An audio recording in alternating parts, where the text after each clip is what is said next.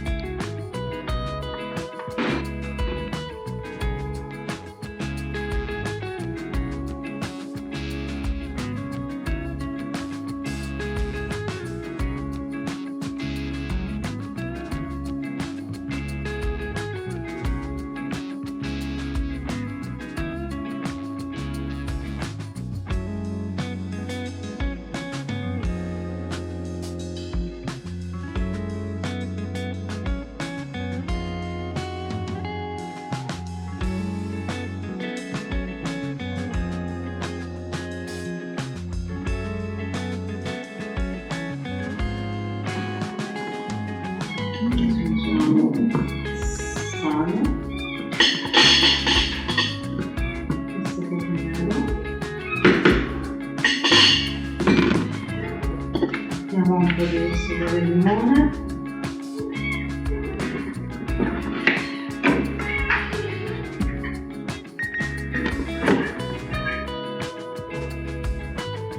se piace il sugo di limone, quindi un cucchiaino. Qualcuno, se piace anche un po' di piccante, potete usare il pepe rosso, pepe piccante di rosso.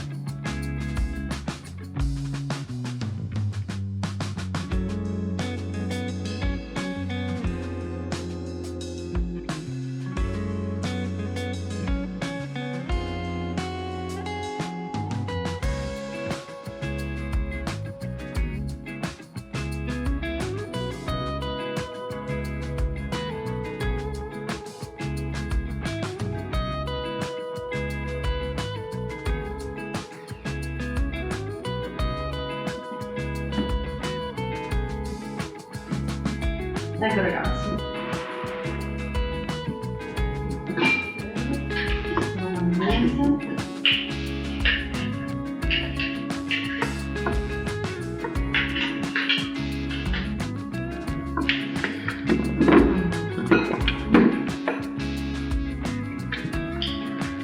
allora potete vedere, eccolo bello cremoso, con 5 minuti. Ricordate l'ingrediente, non aggiungete più le cose o non mettete aceto in più, se no si rovina proprio il maionese. Quindi tutto questo con tempo stretto ci abbiamo.